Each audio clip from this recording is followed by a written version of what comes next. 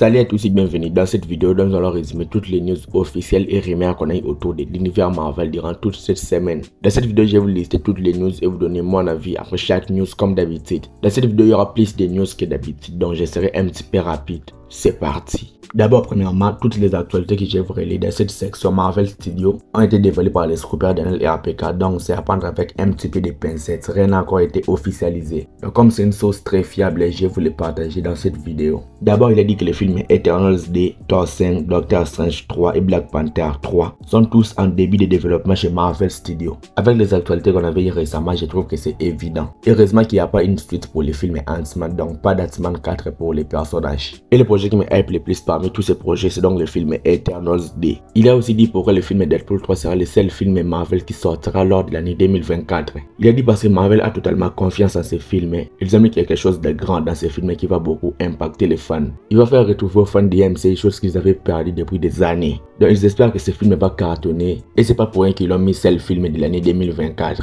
Ils veulent vraiment regagner les fans qui ont quitté les navires d'MCU avec ce film. Il a aussi dit qu'un film Young Avengers serait en développement chez Marvel Studios. Marvel va changer également la bonne manière d'adapter les célèbres arcs des comics Croisade des enfants. Cette histoire de comics est un petit peu intéressante. S'ils ont adapté cette histoire dans un film avec un bon scénario, une bonne réalisation, j'avoue le film peut être très intéressant quels que soient les personnages qui feront partie de l'équipe. Ils ont dit que les films Les 4 Fantastiques, Spider-Man 4 et Shang-Chi D devaient tous ouvrir la voie vers le film Avengers Secret Wars et avec le film Deadpool 3 aussi. Cette information augmente un petit peu ma hype pour ce film. Toujours selon lui, il a dit que les séries Miss Marvel, Moon Knight et She-Hulk auraient tous eu des faits verts par le MCU pour avoir une deuxième saison. Des saisons D encore plus longues avec plus de 10 épisodes. Pour Moon Knight et Miss Marvel d'accord, mais pour She-Hulk, je m'en fous un petit peu du projet. Chose qu'il faut savoir est que Marvel Studios compte aussi se tourner vers des séries à longue durée, des séries un petit peu plus longues avec plusieurs saisons et faire des séries limitées avec une seule saison. Donc avec cela, les séries Wonder Man et Vision Quest, ils ont dit que la première saison aura plus de 12 épisodes et ça sera un petit peu plus long par rapport à les séries que Marvel font aujourd'hui. Et j'avoue, l'information me satisfait énormément. Il a aussi dit que le projet centré sur Nova qui était initialement considéré comme une série, maintenant le projet serait devenu un film, donc on aura droit à un film Nova. Bon, c'est pas le projet que j'attendais le plus. Si le projet est intéressant, pourquoi pas. Il a dit aussi que Marvel Studios souhaite bien développer le projet sur les personnages d'Elsa Bloodstone, les personnages qu'on a vu dans les specials Werewolf by Night. Mais ils ont dit que cela va se faire sous forme d'une série ou d'un film.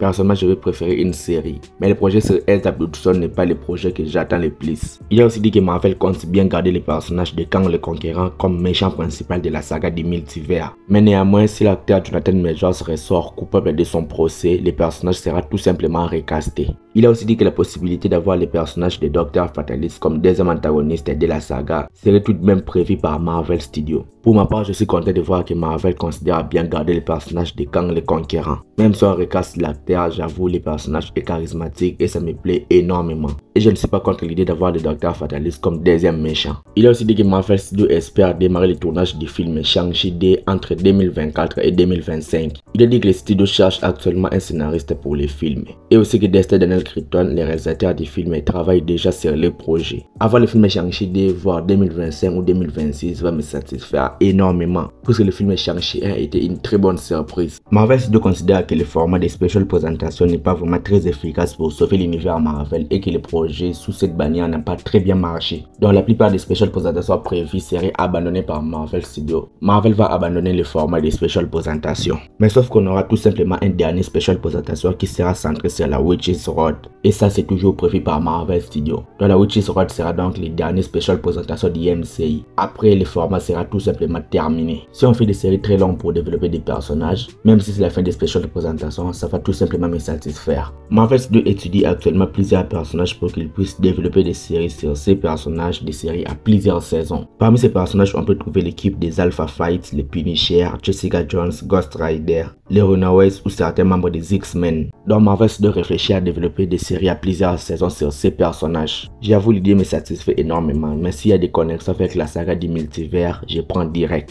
La saison 2 de la série What If arrive dans quelques mois et il faut savoir que la saison 3 a déjà été annoncée et ça a été annoncé comme la dernière saison par Marvel Studios. Mais Daniel et APK nous dit que Marvel Studios a toujours l'idée de développer une 4e saison pour la série What If. Et ça, ils vont les développer en simultané avec la saison 3. Donc on aura 4 saisons de la série What If. Comme ils avaient annoncé qu'ils vont faire des séries à plusieurs saisons, personne Personnellement, je suis pas contre l'idée, mais je veux qu'il faut des épisodes intéressants, des histoires intéressantes. C'était la section News Marvel Studios relayée par les scoopers Daniel RPK et toutes ces informations s'apprennent avec des énormes pincettes. Maintenant, entrons dans les informations qu'on a eues durant la semaine. Pour le prochain film Avengers, toujours sur les scoopers Daniel RPK, il est dit que Sam Raimi et les duos Jenson Benson et Aaron Moonhar, celles qui ont réalisé la série Moon Knight et la saison 2 de la série Loki, seraient dans les choix de Marvel Studios pour réaliser les films Avengers The Kang Dynasty et Avengers Secret Wars.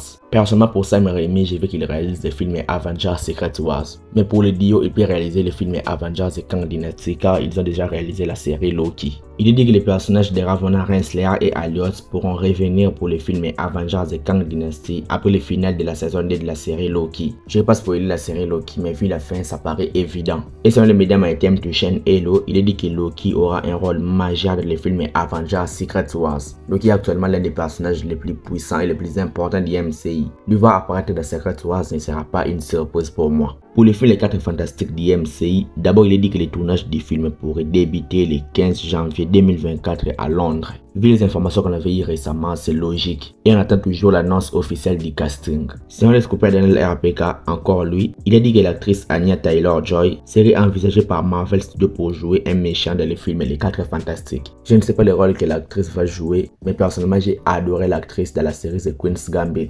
Donc le voir dans la MCU sera toujours une satisfaction pour moi. Pour le film Deadpool 3, d'abord c'est officiel, le tournage du film vient de reprendre, car la grève des acteurs est terminée, donc c'est normal. Et aussi une nouvelle image pour Deadpool a aussi été dévoilée. Je trouve ça toujours aussi amusant. Et aussi Ryan Reynolds s'est exprimé sur l'apparition de Taylor Swift dans le film Deadpool 3. Il a dit qu'il ne dira rien puisque ça sera un spoiler. Et on fera mieux d'attendre le 26 juillet 2024 pour le découvrir tout simplement au cinéma. Avec ça, je pense que l'acteur nous a déjà confirmé que Taylor Swift sera dans le film. Mais il a fait discrètement. Pour le film Captain America 4, d'abord il a dit que le personnage de Sam Wilson aura un autre bouclier en adamantium dans le film. Personnellement, je le trouve dommage puisqu'il a le bouclier de Captain America. S'il change, ça va enlever le côté dramatique qu'on avait à la fin du film Avengers Endgame. Mais voyons voir ce que Marvel va décider de nous en faire dans ce film. Il est dit que le personnage de Sabra sera un agent de la CIA doté de pouvoirs semblables à celui d'un super soldat. Sauf que le personnage de Sabra est né avec ses super pouvoirs. En vrai, le personnage sera très intéressant à suivre dans le film. Il est aussi dit que dans le film, il n'y aura aucune mention véritable à Israël. Sauf lorsque le personnage de Sabra va mentionner qu'elle est née à Tel Aviv en Israël. Personnellement, je trouve que ce n'est pas vraiment très grave. Il est aussi dit que la fin du film Captain America Brave New York va teaser un projet World War Hulk. Avec tous les personnages des films incroyables qu'il y a dans les films, je trouve que ce n'est pas une surprise. Pour le film Doctor Strange 3, il est dit que le TVA va apparaître dans les films. Vu que c'est un film lié au multivers, le TVA c'est lié au multivers, je trouve que c'est cohérent. Pour la série Echo, selon Empire Magazine, il est dit que la série est décrite comme un drame de vengeance ultra violent. Et c'est aussi décrit comme les projets les plus sanglants du MCU. Avec ce que le trailer nous a vendu, c'était logique. Dans la série, il est dit qu'il y aura une scène de combat entre Maya Lopez et Daredevil. Dans la scène, il est dit que Daredevil va porter le costume rouge qu'il portait dans sa série sur Netflix. Et aussi, on nous a dit que cette scène de combat va nous rappeler les scènes de combat de couloir qu'on avait dans la série Daredevil sur Netflix. Personnellement, j'ai hâte de voir ce combat même si ça va pas durer longtemps. Et aussi, un nouveau visuel de Maya Lopez pour la série Echo a été dévoilé. Pour la série sur Okoye, nous avons eu plusieurs informations sur les projets. D'abord, il est dit que la série sera nommée Midnight Angels, pour faire référence au costume que Okoye et Aneka avaient porté à la fin du film Black Panther Wakanda Forever. Puis ils ont aussi dit que la série sera une production de Marvel Spotlight. Marvel Spotlight, on les a expliqué plein de fois, pas besoin de répondre dans cette vidéo. La série va se concentrer sur une mission d'Okoye en Europe. Il est aussi dit que le tournage de la série devrait commencer au second semestre de l'année 2024. Il est aussi dit que la série est prévue pour sortir avant la série Iron Heart qui lui est prévue pour sortir en 2025. J'avoue le projet peut être très intéressant, mais sortir avant 2025, personnellement je considère que c'est un petit peu impossible. J'ai fait une vidéo dont j'ai parlé de ces projets, dont je vais vous expliquer tout en détail. Vous pouvez aller le voir si vous voulez. Pour l'univers de Spider-Man, il faut savoir que selon les scoopers Daniel RPK, un projet Sinister Six est en développement chez Sony. Dans ce projet, on aura des personnages qu'on a déjà eu dans des films Sony. Des personnages tels que Morbius, Venom, Kraven, Madame Web, El Muerto, etc. Et tous ces personnages vont affronter un Spider-Man. Bon, personnellement, je considère que l'univers de Sony est nul. Même s'ils font un Sinister Six, personnellement, ça ne vend pas des rêves. Et je m'en fous un petit peu du projet. Il est aussi dit que le projet Silk Spider Society serait toujours suspendu par Amazon Prime Video malgré la fin de la grève des acteurs. Et personnellement, je pense que le projet sera certainement annulé. Et ça sera dommage puisque Silk est un Spider-Man très stylé dans les comics. Pour ces deux projets, j'ai fait une vidéo dont je vais vous expliquer tout en détail. Vous pouvez aller le voir si vous voulez. Pour la série Agatha Darkhold Diaries, d'abord il dit que les personnages incarnés par Aubrey Plaza, Rio Vidal, devraient se révéler comme la première sorcière et la sorcière la plus puissante de l'histoire. L'actrice Patti LuPone a confirmé que la série Agatha Darkhold Diaries sortira vers Halloween 2024 sur Disney+.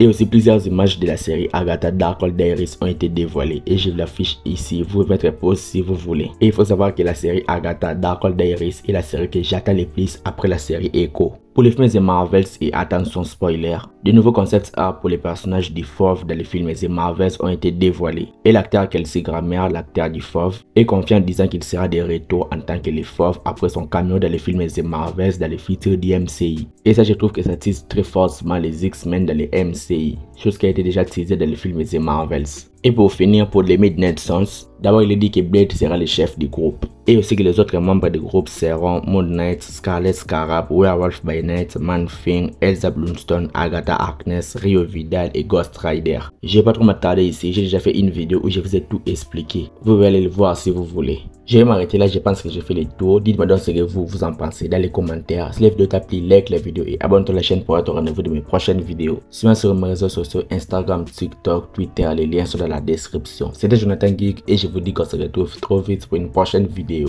Ciao!